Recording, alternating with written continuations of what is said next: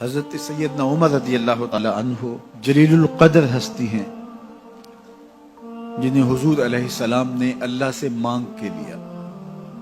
سارے صحابی رسول کریم صلی اللہ علیہ وآلہ وسلم کے مرید ہیں، لیکن جناب عمر میرے حضور کی مراد ہیں۔ 39 لوگ جب اسلام لا چکے، 39ویں شخص حضرت امیر حمزہ رضی اللہ تعالی عنہ تھے، اور ان کا ایمان لانا مسلمانوں کے لیے بہت بڑی ڈھارس اور بہت بڑے حوصلے کا سبب و ذریعہ بنا۔ تو میرے حضور نے ہاتھ اٹھا لیے، کہا اے اللہ، ایک شیر دیا ہے امیر حمزہ، ایک شیر اور عطا کر دے، اب تیری مرضی، عمر بن خطاب دے دے یا عمر بن حشام دے دے۔ حضور دعائیں مانگ رہے اور یہ ہاتھ میں تلوار لیے غیظ و غضب سے بھرے ہوئے گھر سے نکلتے ہیں کہ بانی اسلام کا چراغ ہی بجھا دینا ہے۔ راستے میں ایک صاحب ملے اور کہا کہ عمر، تیور کوئی اچھے نہیں لگتے، خیر تو ہے، کدھر جا رہے ہو؟ کہا چراغ اسلام بجھانے جا رہا ہوں، یہ روز کا مسئلہ ختم ہونے لگا ہے میرے ہاتھوں۔ مسکرا کے بولے گھر کی خبر تو لو۔ کہا میرے گھر کو کیا ہوا؟ کہا تمہاری بہن فاطمہ بھی نوکر بن گئی ہے رسول اللہ صلی اللہ علیہ وسلم۔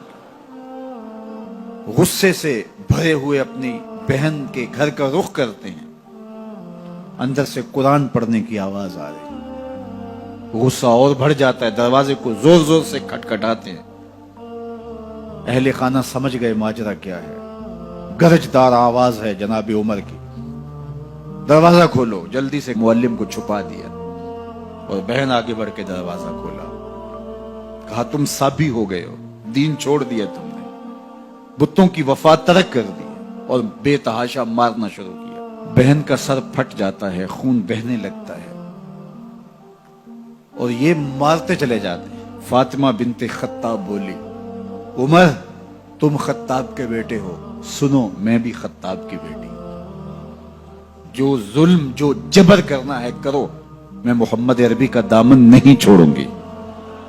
سوچنے پہ مجبور ہو جاتے ہیں وہ کون سی طاقت ہے جس نے بجلیاں بھر دی اس کے اندر۔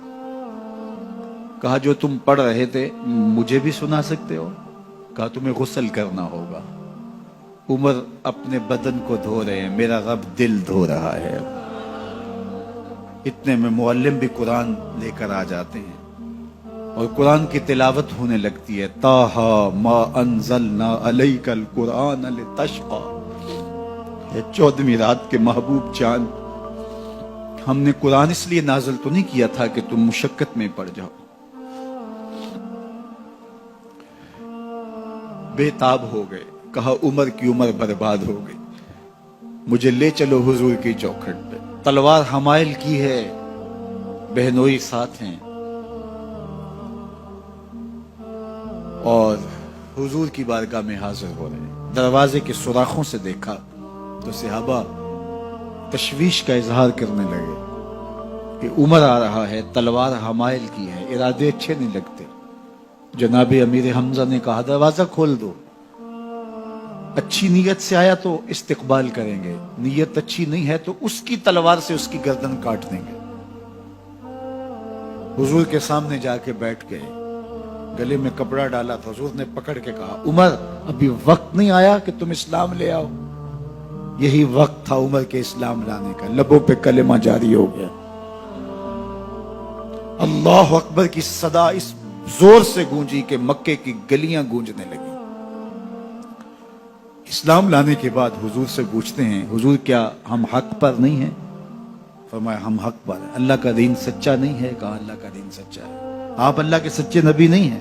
فرمایا میں اللہ کا سچا نبی ہوں۔ تو کہا پھر ہم چھپ کے عبادت کیوں کریں؟ اب مسلمانوں کی 2 صفیں بنتی ہیں، ایک صف کی قیادت امیر حمزہ کرتے ہیں، دوسری صف کے آگے آگے عمر بن خطاب چلتے ہیں اور حضور درمیان میں ہیں، اور یہ ملکوتی قافلہ صحن حرم میں آ کے اعلانیہ عبادت کرتا ہے۔ حضرت عبداللہ ابن مسعود رضی اللہ تعالیٰ عنہ فرماتے ہیں عمر کا اسلام لانا اسلام کے لیے عزت کا سبب بنا، اسلام کے وقار کی علامت بن گیا۔ ایک ایک کے دروازے پہ جا کے دروازہ کھٹکھٹا کے کہتے ہیں، وہ تو اور خبر سننے کے لیے بے چین تھے کہ یہ بانی اسلام کی زندگی کا چراغ بجھانے گیا تھا، کوئی خبر لایا ہوگا۔ وہ کہتے ہیں آؤ عمر کدھر آئے ہو؟ کہا تمہیں بتانے آیا ہوں، کمزوروں سے پنجہ آزمائی کرتے رہے ہو، آؤ میرے سے بات کرو، میں محمد عربی کا نوکر بن گیا ہوں۔ اللہ اکبر۔ میرے حضور نے فرمایا جب اچھے لوگوں کا ذکر کرو تو میرے عمر کا ذکر بھی کیا کرو۔ میرے عمر کی زبان پر حق بولتا ہے، سچ بولتا ہے۔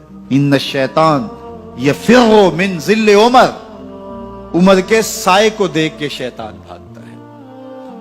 اللہ اکبر۔ اسلام لائے تو زندگی کی ایک ایک سانس اسلام کے لیے وقف کر دی، حضور کا پہرا دیا، حضور کی ناموس کا پہرا دیا، حضور کی شریعت کا پہرا دیا۔ اسلامی فتوحات پھیلی تو پھیلتی ہی چلی گئیں، کبھی مصر فتح ہو رہا ہے، کبھی ایران فتح ہو رہا ہے، آرمینیا تک مسلمانوں کی افواج پہنچتی ہیں۔ 22 لاکھ مربع میل پر حضرت عمر رضی اللہ تعالیٰ عنہ کی سلطنت پھیل جاتی ہے۔ عدل و انصاف کا دورہ ہوتا ہے۔